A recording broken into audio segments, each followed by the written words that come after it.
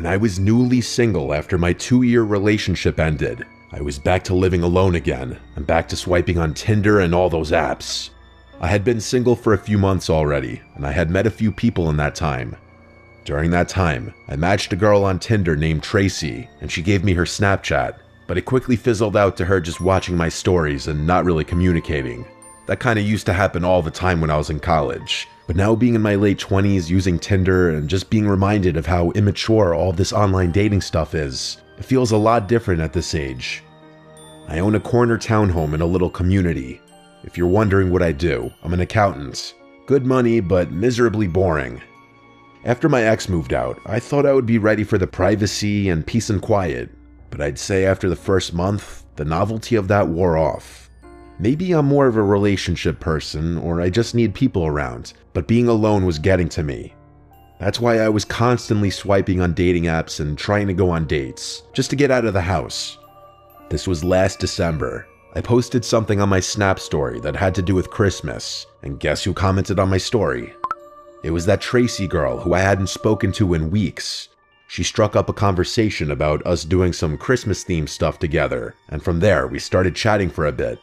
I suggested the most festive things I could think of: ice skating, going to the village, and looking at the decorations, but she suggested we decorate my Christmas tree. Firstly, I did have a fake tree, but it was up in the attic, so I told her I didn't have it up yet because it's kind of a two-person job getting it out of the attic. She said she'd gladly come over and help, so I figured why not. I told her to come over around 9 that night. It was already dark at that point when we made the plan. It was likely like 7:30 because I remember hurriedly grabbing my keys and rushing to drive to the liquor store to buy a couple bottles of wine. When I got back to the house, I vacuumed and swept the floors. Ever since my breakup, the things my girlfriend would do to clean the place were left to me, and I realized how quickly a place can get dirty. 9 p.m. rolled around, and I was low-key sitting upright on the couch with the TV on, pretending like I was just chilling in the living room watching a movie already. Meanwhile, I had set everything up to be cozy and relaxing. But I sat there for a while, waiting on her to message me or for the doorbell. I sent a follow-up saying, "Let me know when you're on your way," and I eventually started to think she was flaking, until finally, around 9:30, when she said she's outside. She came inside, and I was shocked to find that I was looking up at her. She was a couple inches taller than me. I'm 5'10", so she had to be at least 6 feet tall. I also immediately picked up on the fact that she smelled like she was drenched in perfume. We went straight to the couch and sat down, and she sat really close to me, like our legs were touching. This is where I started to get confused in how exactly I was feeling. She looked a bit older, maybe a little rougher, I'm not sure how to explain it. And underneath that overpowering smell of cheap-smelling perfume, I couldn't help but feel like there was a slight hint of body odor, which completely turned me off. I asked her if she wanted wine, and she said yes please. So I went and poured a couple glasses as we talked.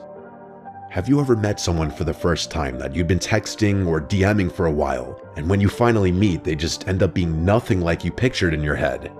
That was pretty much this. Something about her felt off, like she lacked certain social cues. I handed her a glass of Merlot and we cheers each other. I shit you not, she almost immediately spilled a huge drop of red wine on my light blue couch. I composed myself, but I wanted to scream. I said it's okay, as I ran to the kitchen to get a damp paper towel and sponge. I ran back to the couch and blotted it as quickly as I could before it would settle. She kept apologizing, and I kept saying it was okay. After this, it got a little more tense, and to break the tension, I suggested I get the tree out of the attic. So I went up to the attic, slid over the giant box with all the tree parts in it, and started handing her down the pieces one by one, each piece getting bigger until we got to the biggest part, the part that I wouldn't be able to handle going down the ladder on my own. She grabbed it with ease. I had to remember this girl's size. Once everything was handed down, I went back down and we assembled the tree in the living room with Christmas music playing. I poured her more wine and I drank more myself. I loosened up a bit more. Wine makes any situation feel better. Once we had the tree set up, next was the ornaments. I told her my ornaments were all in the crawl space. These ornaments were all from my childhood. My parents gave me bins and bins of Christmas decorations. So I went down to the crawl space and one by one started taking out the bins while I left Tracy in the living room to relax. As I was doing all of this, I started feeling woozy, like the wine was getting to my head. I've never been a heavy drinker, so I do have a low tolerance, but I felt like I hadn't drank that much to feel this way. I grabbed the first bin and started lugging it up the stairs. By the time I got to the top, Tracy wasn't anywhere in sight. I assumed she was in the bathroom at first and called her name. I looked around each room and then saw that the bathroom was empty. I scratched my head in confusion as I kept calling her name. I went to message her on Snap, but she never opened the Snap. I checked the 2 bedrooms too, but she was gone. I couldn't believe this. She snuck out on me. This was when I started wondering if she thought I was ugly or weird or something, even though truthfully, I wasn't even really into her either. I crashed onto the couch, which suddenly felt a lot more comfortable than before, and honestly, as far as I remember, I periodically checked my phone to see if she opened my Snap and just watched whatever was on TV, until my memory just faded to black. I swear, everything just went black. And then I woke up in darkness. No lights, no TV on. I looked around in the dark room, and I knew I was hearing things. I felt like I was still on the couch, and I felt weak. My limbs were hard to move, but I managed to find my phone right under me within seconds, and I checked the time. The second the phone screen lit up, I saw it. Even though the light was facing toward me, that glow from my phone screen with the brightness all the way up revealed the outline of a tall person's silhouette standing in front of me. For some reason, I didn't scream. I just put the phone down, bringing the room back to darkness. I finally opened my mouth to say, "Tracy," hoping it was her, but still not in that moment remembering what had happened earlier. Whoever was standing there didn't answer me. I eventually picked my phone back up and turned on the flashlight, and I saw that it was in fact Tracy standing in front of me. She wasn't moving, she was just looking down at me. I felt locked to the couch. I don't know if it was because of pure fear or the effects of whatever she had obviously laced me with. I genuinely was having a hard time moving my limbs. I felt weak and helpless. All I could manage to say was "Tracy" a couple more times.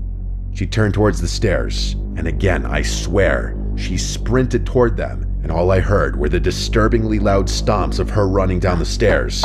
I heard something slam from downstairs. Looking back, I'd imagine it was the front door. Everything looked and sounded so wonky in those minutes after I woke up. Each passing minute, I felt more and more clear-headed, and moving became easier.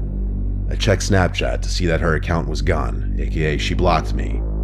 I looked out the front window and saw no cars outside besides my own and the neighbors.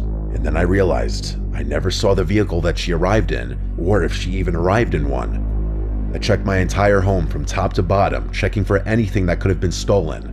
The only items I found missing seemed kind of bizarre at first, but honestly made so much sense soon after. Every last bottle of pills from my house was gone. All my vitamins and supplements, my bottles of Adderall, and even the bottle of Oxy that I had prescribed but never fully used after a surgery, those were in the drawer next to my bed. I noticed a bottle of vodka was taken from my mini fridge in my room too, but other than that, I didn't see anything else that could have been stolen. Still, I called the police right then and reported the robbery. I gave the Snapchat username and explained that I never got her number or knew anything really about her identity minus the name that she gave me, which was Tracy Gibson. The police knocked on my neighbor's door since all of our homes are attached, even though it was like 1 a.m. With me standing next to them, they questioned if he'd seen or heard anything strange, to which he said no, he'd been asleep. After about 20 minutes, the police left. I made sure all of my keys were still in place so as to make sure she couldn't get back in, but other than that, this Tracy person disappeared without a trace. I knew her behavior was quirky and wonky from the first few minutes of meeting her, and it makes so much sense now. I won't even call it a theory because I just know this is the truth. I think that girl, or woman I should say, was older than she claimed, and she was potentially homeless with a serious drug addiction. I think she drowned herself in perfume to mask the body odor that was honestly still showing through. She laced my wine with something when I was in the attic clearly. I don't know exactly how long I was out, but it was enough for her to scour my entire home for any and all drugs and supplements. I still remember how disturbing of an image it was seeing her tall silhouette standing in front of me while I was just waking up on the couch. Honestly, after this, I didn't even decorate the tree that year.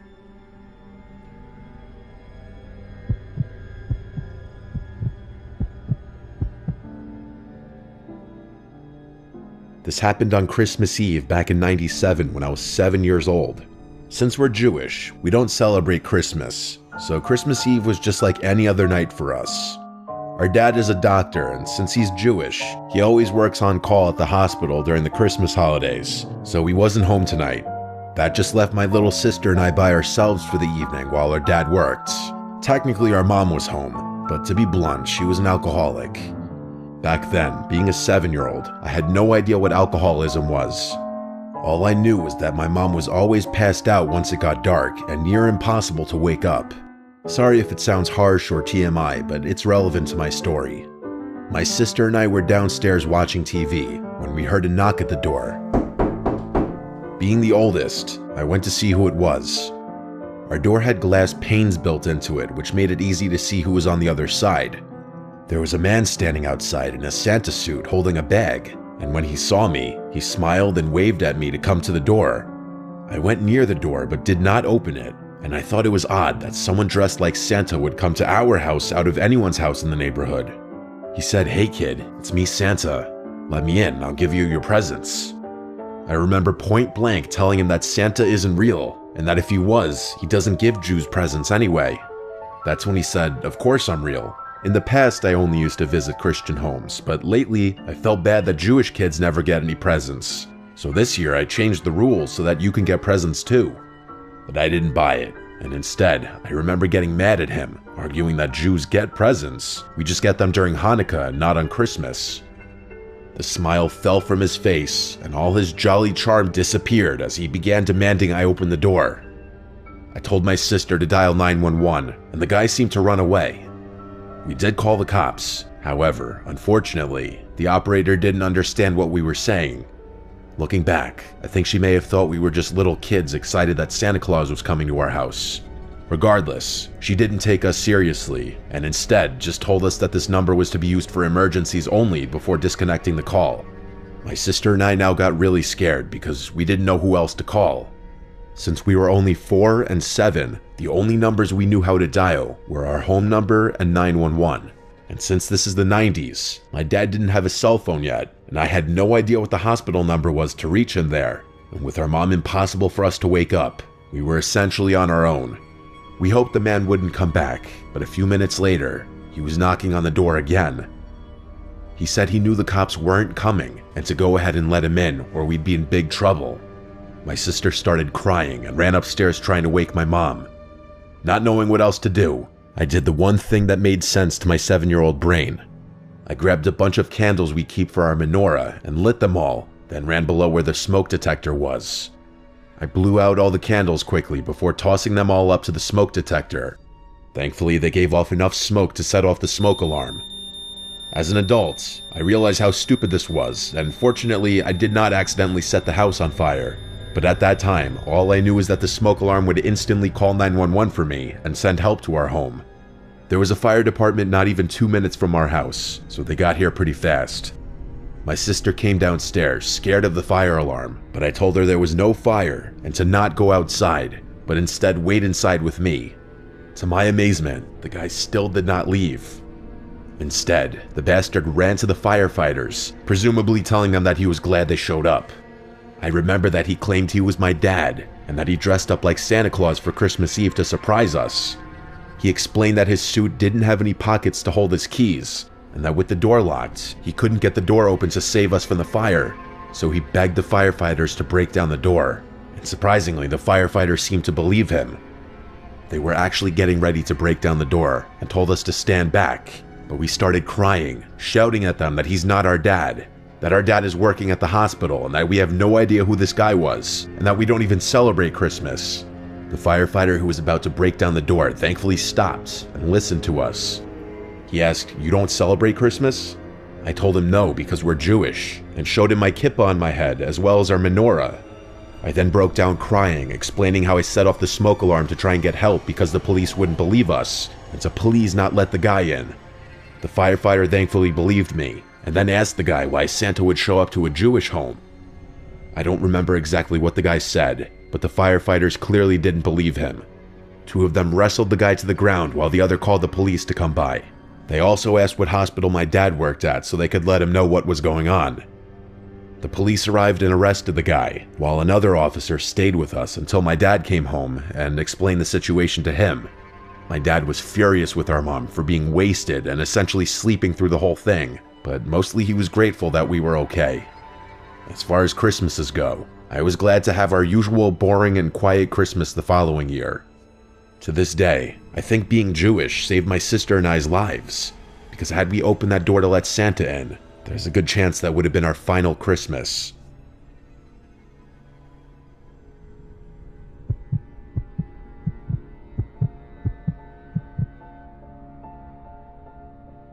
It was December 2022. My girlfriend Charlotte and I were driving to the Pocono Mountains.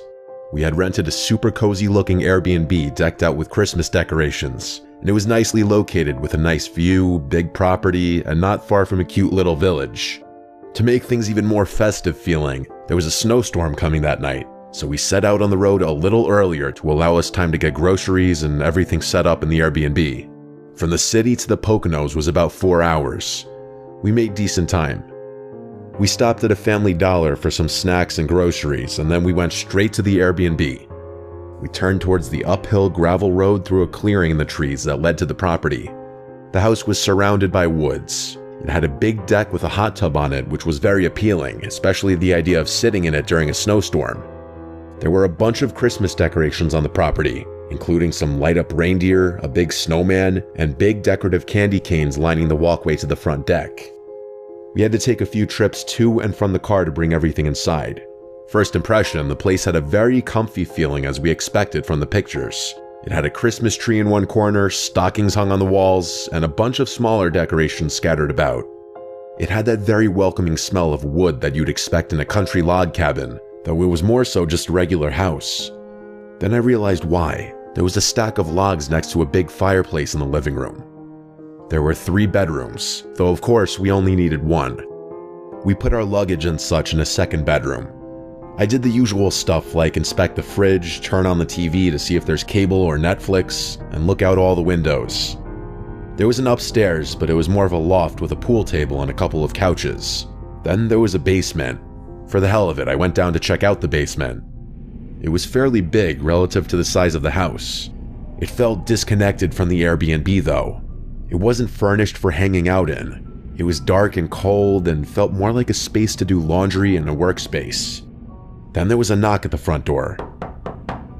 I hurried up to answer it, and there was a guy who looked to be in his late 40s.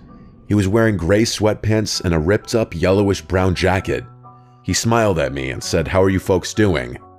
I replied good and asked him if he was the Airbnb host. He replied he runs the place with his brother. I asked for his name, and he said Tom. Tom said he lives just up the road next door if my girl and I need anything. I thanked him, and then he walked away. I found it interesting that he knew I was with my girlfriend. Charlotte didn't come to the door, but maybe his brother told him about us. I did have a conversation with Mike, the host, about it being my girlfriend and I wanting to do something festive. It was pitch black out and it was snowing.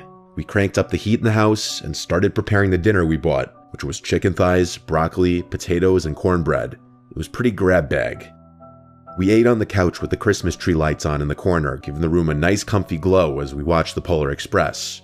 It was the only good Christmas movie on any of the streaming platforms. If you can't tell, we really love Christmas. After the movie, and when we felt we had digested enough, we went outside to the deck to hop in the hot tub. I turned on all the decorations and Christmas lights in the front yard, and as we sat in the hot tub watching the snowfall, it felt like bliss, until the bubbles on the hot tub stopped and it went silent. We heard unmistakable footsteps from somewhere on the property. Charlotte and I looked at one another. I asked her if I should shout who's there, but she said no. The footsteps moved further and further until they were no longer audible. I told Charlotte it was probably a deer, but deep down I knew those were the footsteps of a person. After the hot tub, we went to take a shower before bed. The hot water in the shower didn't last for more than maybe 2 minutes though. Something was wrong. When the water turned ice cold, we screamed and jumped out of the shower. I messaged Mike, the host, about it. He responded within half an hour saying that's odd and that he'll have a guy come and look at the hot water heater tomorrow. We went to sleep after our half shower. In the middle of the night though, we awoke to very aggressive bangs on the front door of the house. Charlotte was shaking me, terrified. I said I'm gonna check who it is, but she demanded I stay in the bed and don't make a sound. Honestly, I was glad she said that. No part of me wanted to know who was at the door in the middle of the night. I think there were 3 sets of really loud and angry sounding bangs before they stopped. We sat upright for a few minutes in silence, whispering to each other. I went over to lock the bedroom door for added security, I guess. Minutes dragged along, but ultimately, after about half an hour of sitting wide awake, we eventually drifted back off to sleep. First thing in the morning, I messaged Mike again about the knocks at the door. He answered more quickly this time, seeming pretty confused like us. He basically said how strange that is. He didn't know why anyone would be roaming around late at night like that. He said if anything like that happens again, that we should alert the authorities. Honestly, not the most reassuring response, but I mean, he was right. What else could he tell us? Grab a gun and shoot whoever was at the door? I didn't want to keep complaining to Mike constantly, but I mean, these were some valid concerns I was bringing up to him. There was a lot of snow outside, and it was a dark, cloudy day. There were still some flurries falling onto the ground. I went out to wipe the snow off my Jeep, and while I was doing so, I noticed footsteps in the snow. They looped around the house. I remembered the knocks from the night before, and wondered if it was from the same person, but these footprints looked fresh, and it snowed all night. Surely the footprints from last night would have filled in by now. I heard footsteps approaching now, actually, and I saw Tom walking from around my car. I told him about the hot water heater problem, and that Mike said they were sending someone to take a look at it. He said he knew and that he was here to take a look at it, actually. I also told him about the knocks at the door last night and the footprints in the snow. I even showed him. He looked at them and said there's a lot of strange folk out here that go snooping around at night. I asked if we should refrain from using the hot tub at night then, and he said no, that shouldn't be a problem. The people around here are harmless. He went inside into the house and walked around for a bit before walking down to the basement. He told me he'll have a look at the hot water heater. Tom seems like a weird dude, honestly. I messaged Mike saying Tom's here now checking out the water heater. Mike replied back asking, is Tom the name of the plumber? And I replied, no, your brother. He replied, what do you mean? He said he's my brother? It started to click in my head. I responded, do you have a brother named Tom who runs this Airbnb with you? And he replied, no, who is this person? I hurried to Charlotte and told her to collect her things quietly. We need to get out of here. As quickly as we could, we packed our bags, grabbed all of our stuff, and brought it outside to the car in one trip. I'm sure we left behind a charger or something small, but who cares? We got in my car, and when I started it, I looked in the rearview mirror and saw Tom quickly approaching the rear of the Jeep. I put it in drive and drove out of there as quickly as I could. When we were back on the road, we called Mike and explained everything and told him he needs to call the police now. He didn't stay on the line with us for long, but 20 minutes later, he called us back. We were in the car still. He said the police were there now and didn't see anyone in the house. Mike was on his way to the house as well, but he was mostly calling to get more details from us. We drove around the area and explored just as a way to calm our nerves after what just happened. After a few hours, we drove home. Mike messaged me later that night updating me and apologizing for everything. He said he didn't know anyone who resembled my description of Tom. What disturbs me is that man was watching us the entire time, from the moment we arrived to when we were in the hot tub, and he was probably the one banging on the front door in the middle of the night. Who knows what his intentions were? It's a good thing we left when we did, though.